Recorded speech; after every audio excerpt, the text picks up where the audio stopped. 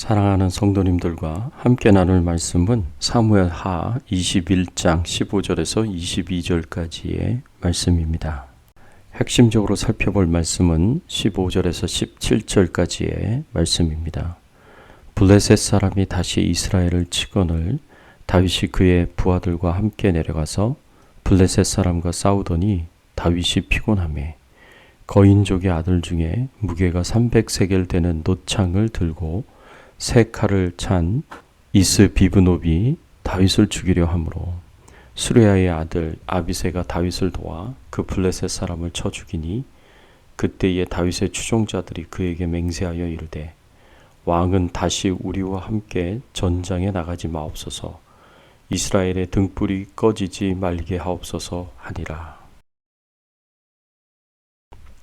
오늘 말씀을 통해서 우리가 생각해 봐야 할 주제는 우리의 최선의 행동이 어떤 결과를 가져올 수 있는가입니다. 사무엘하를 기록한 저자는 사무엘하 20장까지는 시간의 흐름을 따라 다윗의 왕국의 역사를 기록했습니다. 그런데 이제 21장서부터 24장까지는 시간의 순서를 무시한 채 여러 사건들을 기록하고 있습니다. 다윗의 인생을 통해서 우리의 최선의 행동이 어떤 결과를 가져올 수 있는가를 생각해 보기 원합니다. 우리의 최선의 행동이 때로는 나쁜 결과를 가져올 수 있습니다. 공의와 사랑으로 행한 최선의 행동이 나쁜 결과를 가져올 수 있습니다. 이스라엘 땅에 3년 기근이 왔을 때 다윗은 하나님께 나아가 기도하며 그 기근의 이유를 알게 됩니다. 그 이유는 사울왕과 그의 집이 기브온 사람들을 죽이고 그 땅에서 쫓아냈기 때문입니다. 사울왕과 그의 집이 행한 이 불의한 죄악으로 말미암아 하나님께서 진노하셔서 이스라엘 땅에 3년간 비를 주시지 않아 기근이 오게 되었습니다. 그래서 다윗은 기브온 사람들이 요구한 대로 사울의 아들과 손자들 7명을 내어주고 그들이 보복을 하게 했습니다. 이로 인해 사울왕과 그 가족들이 행한 불의한 죄악에 대한 하나님의 공의의 심판이 이루어진 이후에야 비로소 하나님의 진노가 풀려 다시 비를 내려주셨습니다. 그리고 다윗은 길르앗 야베스 사람들이 보관하였던 사울의 뼈와 요나단의 뼈까지 가지고 와서 기브온 족속에 의해서 죽은 7명의 자손들까지 함께 장사를 지냈습니다. 비록 사울왕의 죄악은 하나님의 심판을 받아 마땅한 것이었지만 다윗은 이들을 위하여 사랑을 행하였습니다. 다윗의 입장에서는 이렇게까지 할 필요가 없는 것이었음에도 불구하고 다윗은 사울 가문을 향하여 선행을 하였습니다. 이러한 다윗의 모습을 보면서 다윗의 행동에서 공의와 사랑이 적절하게 나타나 있는 것을 볼 수 있습니다. 바로 이처럼 다윗이 공의와 사랑이 잘 조화를 이룬 통치를 하였습니다. 다윗 왕의 입장에서 보면 하나님의 뜻을 따라 최선의 결정을 하고 행한 것이었습니다. 그러나 이런 다윗의 결정으로 다윗은 사울 집안 사람들에게 미움을 받게 됩니다. 다윗이 하나님의 뜻을 따라 공의와 사랑으로 사울 가문에 행하여서 올바르게 행동하였지만 사울 가문의 사람들은 다윗이 행한 사랑은 기억하지 못하고 다윗이 행한 공의만 기억하여 다윗에 대하여 원망을 하고 있었던 것 같습니다. 다윗이 압살롬의 반란 때문에 도망을 할 때도 사울 가문의 사람인 시바가 다윗을 이용한 것도 시므이가 다윗을 저주한 것도 같은 베냐민 지파 사람이요 사울 가문과 밀접한 관계가 있는 것으로 보이는 세바도 모두 다윗을 향하여 적개심을 드러내고 반란을 주도한 것도 다윗에게 이들이 가지고 있는 기본적인 감정이 좋은 것이 아니라는 것을 알 수 있습니다. 그 이유가 아마도 다윗이 사울의 후손 중에 남자 7명을 기브온 족속에게 내주어서 그들을 죽게 만들었다고 생각했기 때문일 수도 있습니다. 이것이 사실이라면 왜 사울 가문 사람들이 다윗을 향하여 미움과 적개심을 가졌는지 이해할 수 있습니다. 왜 시므이가 다윗에게 사울 족속의 모든 피를 여호와께서 내게로 돌리셨도다라고 저주하였는지를 알 수 있습니다. 이것이 사실이라면 이 본문이 갑자기 이곳에 기록된 이유 중에 하나가 왜 사울 가문의 사람들이 다윗을 싫어했고 다윗을 향하여 적개심을 품었고 왜 다윗을 향하여 반란을 일으켰는지에 대한 설명을 주기 위한 것이다 라고 생각해 볼 수 있습니다. 다윗은 하나님의 뜻을 따라 사울의 집안에 공의와 사랑으로 대하였지만 돌아오는 것은 미움과 적개심과 저주와 같은 나쁜 결과였습니다. 이것은 우리의 인생도 마찬가지입니다. 우리가 선을 행하였는데 우리가 하나님의 뜻대로 올바른 행동을 하였는데 그런데도 나쁜 결과가 언제든지 나올 수 있다는 것을 꼭 기억하고 나쁜 결과 때문에 시험에 들지 말아야 합니다.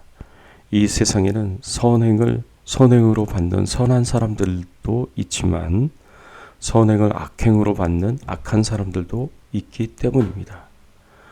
또 주어진 환경에서 내린 최선의 결정이 나쁜 결과를 가져올 수 있습니다.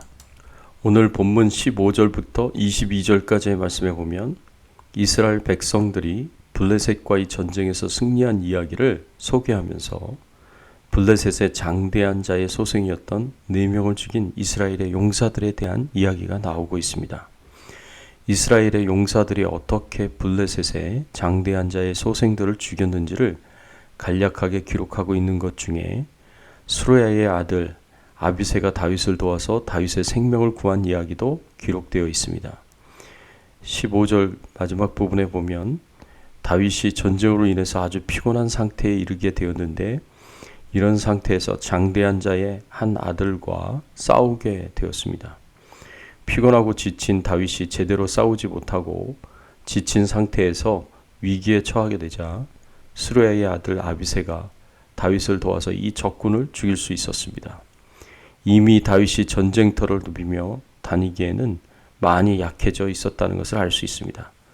이렇게 육신적으로 약해져 있었기 때문에 다윗이 큰 위기에 빠지게 되는 경험을 하게 되자 다윗의 부하들이 다윗에게 한 말이 있습니다. 17절의 말씀에 보면 수르야의 아들 아비새가 다윗을 도와 그 블레셋 사람을 쳐 죽이니 다윗의 종자들이 다윗에게 맹세하여 가로되 왕은 다시 우리와 함께 전장에 나가지 마옵소서 이스라엘의 등불이 꺼지지 말게 하옵소서 하니라. 다윗 시대의 블레셋과의 전쟁에 대한 마지막 기록은 이 8장 1절에 나옵니다. 사무엘하 8장 1절의 말씀에 보면 이후에 다윗이 블레셋 사람을 쳐서 항복받고 블레셋 사람의 손에서 메덱 암마를 빼앗느니라. 만일 오늘 본문 21장 15절에서 22절까지의 말씀이 8장 1절에 나오는 블레셋과의 전투를 의미한다면 우리가 사무엘하를 읽으면서 가졌던 한 가지 의문을 풀게 됩니다. 그것은 11장에서 다윗이 이스라엘 군사들이 암몬 자손과 전쟁을 하기 위해 출전할 때에 왜 왕궁에 혼자 남아야 있게 되었는가입니다. 왜 이 전투에 함께 참여하지 않고 혼자 남게 되어서 저녁 때 침상에서 일어나 왕궁의 지붕 위를 거닐게 되었고 우리아의 아내 밧세바가 목욕하는 모습을 보게 되었느냐 하는 의문을 풀게 됩니다. 그 이유는 다윗이 그 이전에 블레셋과의 전쟁에서 죽을 뻔했던 위기에 처하게 되었을 때 다윗의 수하들이 왕은 다시 우리와 함께 전장에 나가지 마옵소서 이스라엘의 등불이 꺼지게 말게 하옵소서라고 맹세하며 말하였기 때문입니다. 신하들의 반대로 이제 더 이상 전쟁에 참여하지 않게 된 다윗이 첫사랑과 첫 열정을 잃어버리고 나태하게 되고 게으르게 되어 큰 죄를 짓게 된 것입니다. 다윗은 육신적으로 약하여져서 전쟁에서 큰 위기에 처하게 되는 상황이 생겨서 어쩔 수 없이 신하들의 반대로 전쟁에 참여하지 않게 된 것인데 이것이 영적인 게으름과 나태함을 가져오게 해서 큰 죄를 짓게 되는 나쁜 결과를 가져온 것입니다. 이러한 다윗의 모습을 보면서 우리도 나이가 들면서 육신이 약해질 수가 있고 그래서 더 이상 앞장서서 일을 할 수 없을 때가 올 때에 어떻게 살아야 하는지를 생각하게 해줍니다. 육신이 연약해진 다윗이 신앙도 연약하여져서 하나님 앞에서 범죄하였던 것처럼 살 수는 없습니다. 우리는 일터에서 열심히 일할 때에만 하나님의 도우심이 필요함을 느끼고 사는 것이 아니라 일선에서 물러나 여유로운 삶을 살 때에도 우리는 하나님의 인도하심을 받으며 살아야 합니다. 사랑하는 성도 여러분, 언제 어디서나 무엇을 하든지 하나님의 뜻대로 행하시며 그 결과가 나쁜 것이 될지라도 낙심하지 마시고 항상 하나님과 동행하며 하나님 보시기에 아름다운 인생을 살아갈 수 있기를 예수님의 이름으로 축원합니다. 함께 기도하겠습니다. 하나님 감사합니다.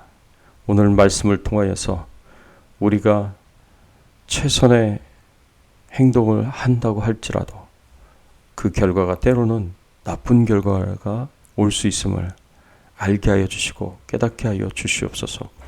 이 세상은 악하기에 또 악한 사람들이 있기에 우리의 선행이 악행으로 받아들여질 수도 있고 우리가 행한 최선의 선택과 결과가 안 좋은 결과로 나올 수도 있다는 것을 항상 우리가 알게 하여 주시고 깨닫게 하여 주시고 어떤 나쁜 결과가 나온다고 하더라도 낙심하지 않고 절망하지 않게 해주시고 끝까지 하나님과 동행하며 하나님의 도우심을 입어서 하나님을 붙잡고 이 모든 어려움들을 잘 이겨나갈 수 있는 귀한 은혜를 허락하여 주시고 주님의 나라와 영광을 위해서 힘있게 살게 하여 주시옵소서.